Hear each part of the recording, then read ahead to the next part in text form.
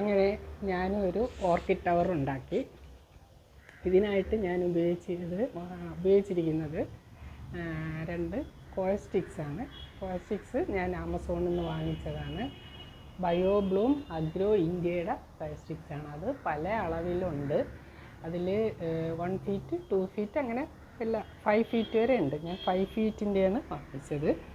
4 എണ്ണമാണ് ഒരുമിച്ച് കിട്ടുന്നത്. അതിൽ നിന്ന് 2 എണ്ണം ചേർത്ത് കെട്ടിയാണ്. ഞാൻ ചേർത്ത് കെട്ടിയേക്കുന്നത് ഇത് കേബിൾ ടൈ ഉപയോഗിച്ചിട്ടാണ് ചേർത്ത് കെട്ടിയേക്കുന്നത്. കേബിൾ ടൈക്ക് നീളം കുറവാണെങ്കിൽ നമുക്ക് 2 കേബിൾ ടൈ ഒരുമിച്ചാക്കിയിട്ട് കെട്ടാവുന്നതാണ്. അങ്ങനെ ആണ് ഞാൻ ഇത് കെട്ടി വെച്ചിരിക്കുന്നത്. എന്നിട്ട് ഇതിനെ 2 എണ്ണത്തിനെയും ഒരുമിച്ച് കെട്ടിയതിന് ശേഷം ഒരു ചെടിച്ചട്ടിയിൽ ഉറപ്പിച്ചു. ആ ചെടിച്ചട്ടിയിൽ ഉറപ്പിച്ചിരിക്കുന്നത് വൈറ്റ് സിമൻറ്റ് ഉപയോഗിച്ചാണ്. ഈ വൈറ്റ് സിമൻറ്റിൻ്റെ ഇത് ആണ് കലക്കി ഒഴിച്ചതിൽ അതിൻ്റെ ചെറുതായിട്ട് പുറത്തോട്ട് വീണതാണ് ഈ കാണുന്നത്.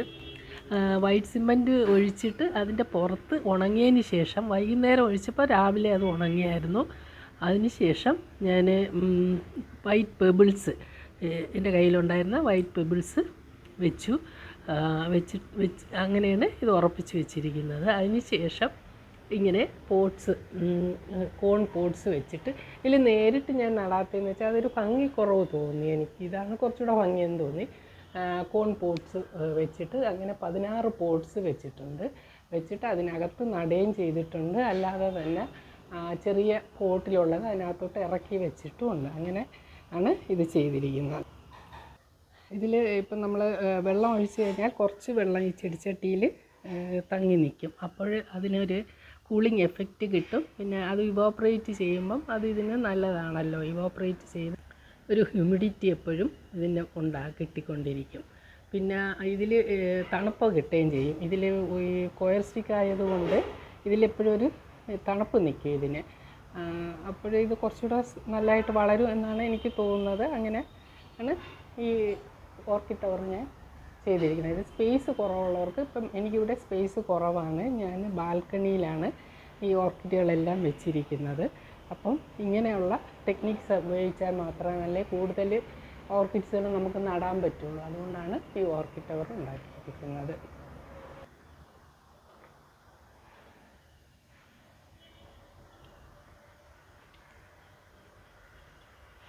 16 കോണുകൾ വെക്കാൻ പറ്റിയിട്ടുണ്ട്. ഇതിൽ 4 റോ ആയിട്ട് 4 എണ്ണം വീതം വെച്ചിട്ടുണ്ട്. അങ്ങനെ 16 കോണുകൾ വെക്കാൻ പറ്റിയത്.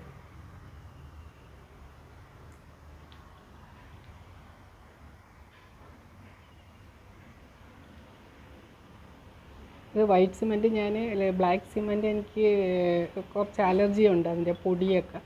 അപ്പം അതുകൊണ്ടാണ് ഞാൻ വൈറ്റ് സിമൻറ്റ് കുഴയ്ക്കാൻ വേണ്ടിയിട്ട് വെള്ളത്തിൽ കുറച്ച് ഫെവിക്കോൾ ഒഴിച്ചായിരുന്നു. ഫെവിക്കോളും കൂടെ ഒഴിച്ചാണ് വൈറ്റ് സിമൻറ്റ് കുഴച്ച് ഇങ്ങനെ ഉറപ്പിക്കാൻ വേണ്ടി പോട്ടിൽ ഇത് ഉറപ്പിക്കാൻ വേണ്ടിയിട്ട് വൈറ്റ് സിമൻറ്റ് ഉപയോഗിച്ചത്.